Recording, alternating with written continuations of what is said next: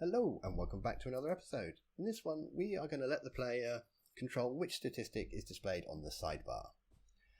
It's going to use a few different techniques, so might help for a few other things as well. Let's first of all let's get our objectives. So we've got the standard impulse and the chain, so they're both going to run. Create the objectives. There we go. And in here we are going to do scoreboard, objectives, add, what shall we pick? I don't want to kill it. Okay, distance walked. It's going to be minecraft.custom minecraft.walk underline 1 underline centimeter. Let's give it a nice name. Distance walked. And in fact, I'm just going to copy all of that. Copy. Because I'll set the other one to the distance we've ran. Walk 1 centimeter. Sprint 1 centimeter. Don't forget to change its actual name. distanceRan. Okay. Create those. Right, we've got two objectives. Easiest way. 2 command blocks. Button on the top. Button on the top. Show walked. Show ran. Scoreboard, objectives, set display, on the sidebar, distance. I want to do walked first. Always walk before you can run. In fact, we'll just copy that whole thing. And we'll put it in here. And we'll change walked to ran. Done. Press the button. Didn't see anything. Have I not walked anywhere? Yes, I have. What does this one do? So ran works. There we go. We can run. But we can't change to walked. Because we cut the command out of the command block instead of copying it. Let's copy distanceRan. Paste that in there. Distance walked. Sometimes I am very silly. Minecraft walk. Imagine if you didn't spot that. You could be troubleshooting for ages trying to work out what's going on. Let's create that objective. There we go. Now we can walk. Now we can view ran. I'm walking. I'm running. Oh, great. Now let's change it up a bit. Let's charge them. Let's charge them to change the objective. So let's do it with a chest. Let's get the coordinates of that chest. Fill, tap, tap, tap. And I'm going to charge them a diamond, which is why I've got all those diamonds on my hotbar. So first thing I'm going to do is I'm going to check in that chest to see if there is a diamond.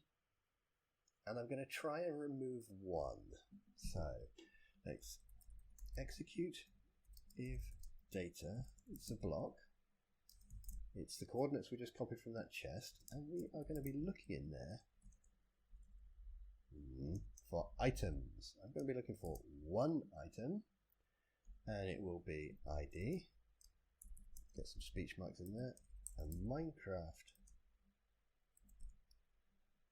I can't spell diamond. Minecraft diamond. And we're going to be looking for a count of 1. Okay, now let's just put run, say, found. Done. Nothing. F3D, clear the chat. Nothing. Now if I put 2 in, it didn't find a stack of 1, so it's only looking for a stack of 1. Let's leave it at 1. Found. Excellent. Okay. So let's get rid of this little bit at the end, and let's remove that diamond. So run data, remove from a block, the same block, we've got the coordinates stored, we're going to remove items.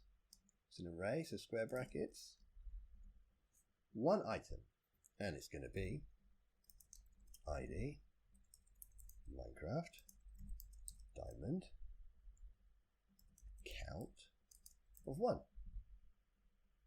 Done. Okay, so 1 diamond in there, press the button.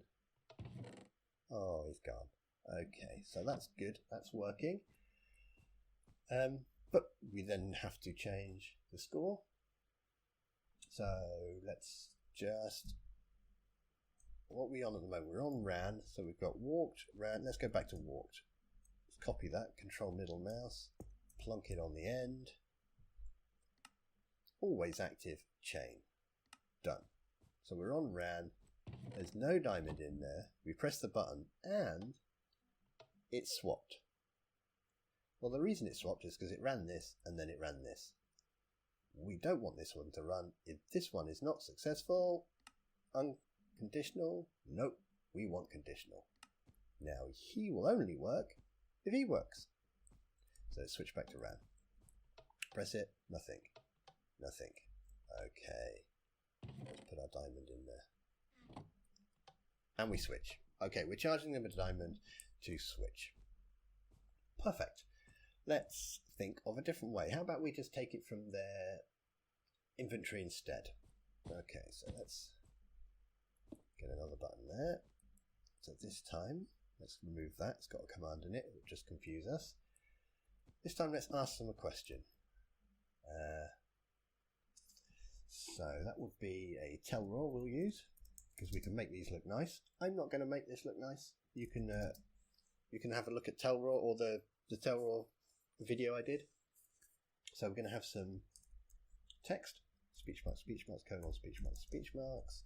It will be text, and we'll just say something to switch to viewing distance walked. Done. Switch to viewing distance walked. Perfect. Let's get ourselves a chain, because we're going to put something else here. We are going to say tell raw at the nearest player. And this one's going to be a little bit trickier. It's going to have a click event in it. So let's set that up. We're going to have more things, so we're going to need a list for this one. So we're going to have some text which just says yes. Let's make it green. Let's make it green anyway, just to make it stand out. Color green. Okay. And we're going to need a click event. This is the most important bit. Speech marks, colon, open and close curly brackets. And in here we put click event. And in here, speech marks, colon, speech marks, comma. Speech marks, colon, speech marks. Okay, the first bit is, what does the click event do? What is its action?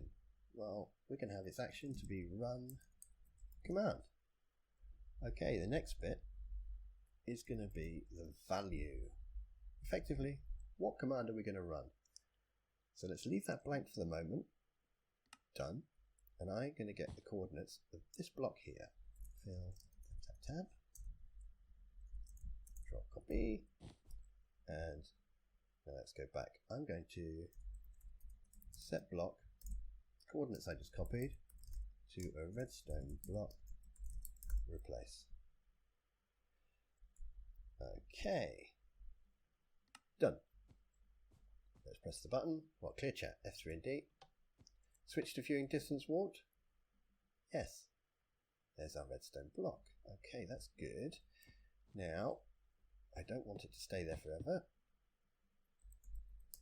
Set block, the one above me, to white wall.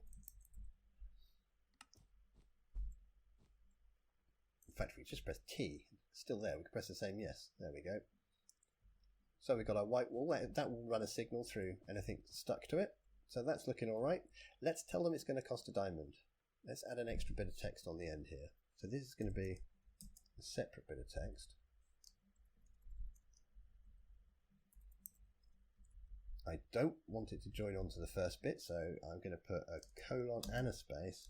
This costs 1 diamond.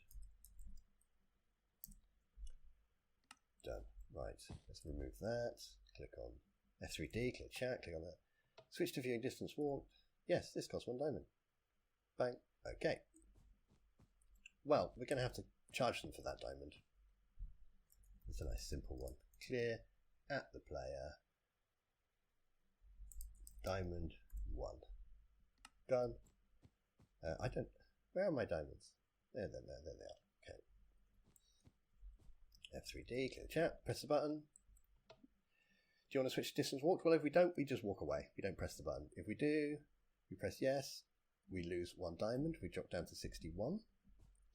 Okay, let's switch back to Ran. We've taken 1 diamond off them, but we haven't actually switched the display. So let's copy that block there and put it on the end here. Distance walked. Yep. Okay. And we better make it conditional, because at the moment, even if I don't have a diamond, let's just drop these diamonds. So it says distanceRan at the moment. Even if I don't have a diamond, it's going to swap anyway. So let's make that conditional. Set back to Ran. There we go. Now if I press it, nothing happens. But to me that just feels like it's broken. I'm getting no feedback. So let's give them a bit of feedback at least. Get my diamonds before they disappear. So I'm going to put another command block in here. Yeah, it's empty, good. And I'm going to get the coordinates of this block. Fill, tap, tap, tap. So this block is trying to take a diamond. If it can take a diamond, we're going to run this. If it can't take a diamond, we're going to run this. And the way we're going to do that is we are going to execute if block, the coordinates of that block. If it is a command block, but more importantly, if it had a success count of 0. So it tried to do something and it failed. Run. We'll do a tell raw at the nearest player. There's going to be some text, and we'll tell them you need at least 1 diamond. 2 exclamation marks, just because they're so silly. In fact, let's make that red as well, so it really stands out. Color red. Done. So if it's successful, run the conditional. If it's not successful, we run the one who's checking for a success count of 0. Right, throw away the diamonds. Throw away the diamonds. It's on Ran. Would you like to view the distance walked? Yes, I would. You need at least 1 diamond. Okay, I'll go get my diamonds then. Would you like to view the distance walked? Yes, I would. I've got 61. We change, I've got 60. Perfect. Okay, we've dropped down a bit. Now, sometimes you might find that some commands aren't allowed to be run by players, or maybe you don't want them to have to come to a place where they press buttons. So we can use a trigger. For that, we are going to need to create another objective. So let's scoreboard, objectives, add, I'm going to call it showWalk, and it's going to be a trigger. Triggers have to be enabled, so I might as well enable it straight away as well. Scoreboard, players, enable for everyone, showWalk. Press that button. Okay. So now I've got a trigger called showWalk. Scoreboard, objectives, set display, sidebar, showWalk, 0. But any player now, doesn't matter what game mode they're in, trigger, showWalk. Now I've got 1. Trigger, showWalk. Now that's the thing about the triggers, is you can only run them once, and then you have to re-enable them. Okay, so we'll take that into account. First thing we're going to do is let's get a repeating command block. Boink. This is going to detect showWalk value. So it's going to be, needs redstone because I've got a lever on top. Repeat. Let's check for that that value. So execute as do the nearest player. We're going to check their scores equals, and we're going to be checking their showWalk equals for 1 or higher.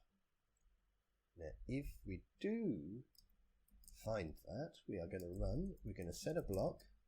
I just put 1, 1, 1 for the moment. Redstone block, replace. Let's set a block here.